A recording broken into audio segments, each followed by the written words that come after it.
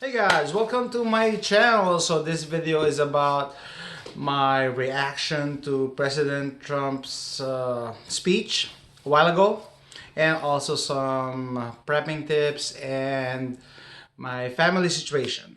Okay, so to start with, yesterday when I was monitoring some prepping, you know. Prepping groups and monitoring the situation about the tension between Iran. Somebody mentioned that we should um prep for gas. I mean, situation with oil. So I went out and then filled our tanks. I mean, my car, and I told my wife to fill his car on her way home, and also grabbed our extra gas cans and also filled it up with gas.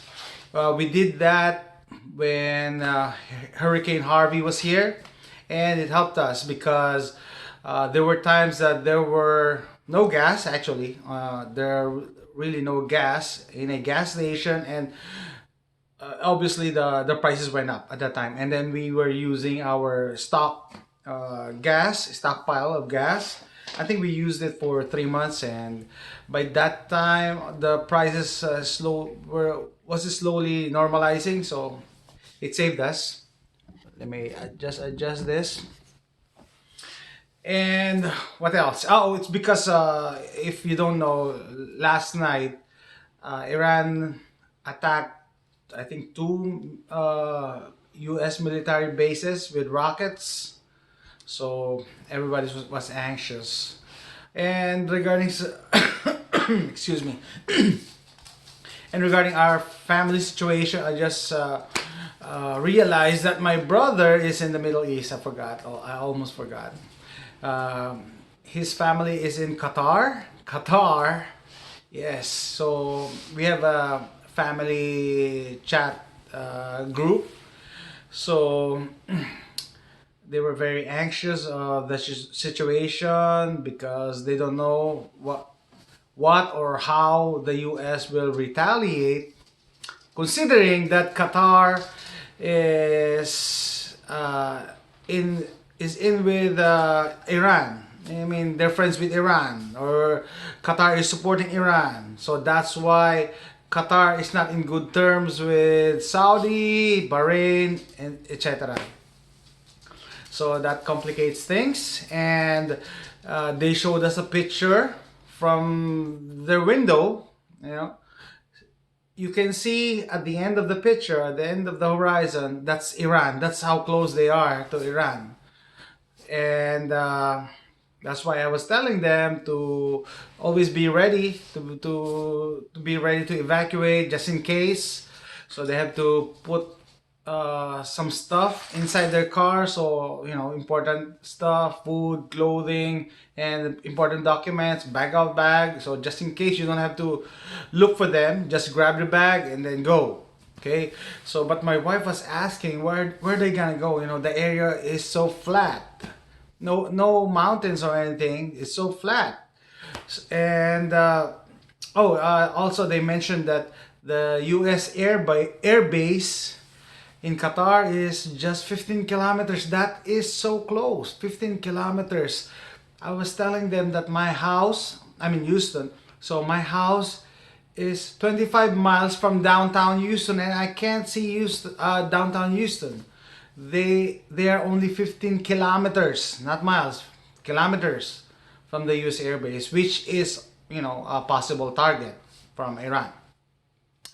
And also, we told them to always keep some cash in hand, so just in case, because if war breaks out, you cannot withdraw from the ATM machines.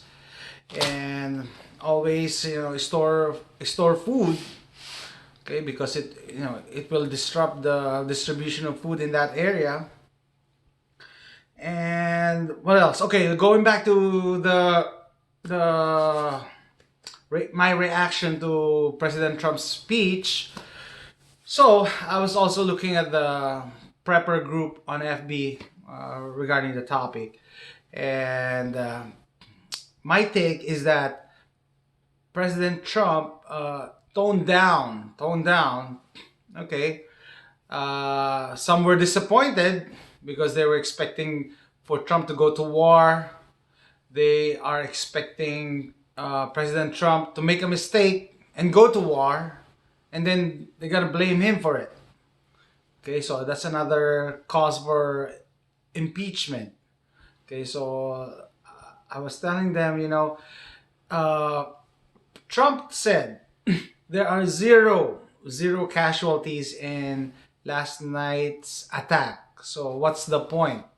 What's the point? How can he explain to Congress that the United States went to war because some buildings were broken? So how are you going to do that?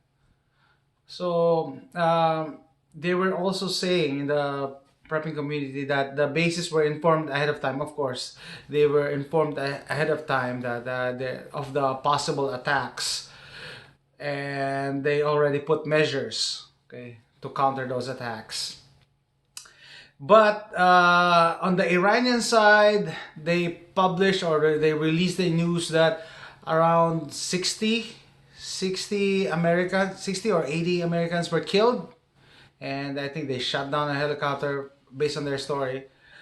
But people are saying it's just to appease the anger of the people because they are mourning of the death of their general. So it's a win-win situation. They think they won because they rocket attacked the bases, the two bases, and then Trump didn't retaliate. So it's a win-win, no war. So Trump is playing a chess game wherein he toned down and then he's asking for Iran for cooperation. But at the same time, there were troop movements going to the Middle East for the just in case scenario. So, like what I've been saying, that it's a chess game. Let's see what's Iran's next move. If they're gonna bite, then it's good for everybody. No war. But if not, then we're moving closer to war, or we will be at war. So what I've been telling my friends, we should always pray for peace, but be ready for war. That's it from me, from my family. Thanks for watching.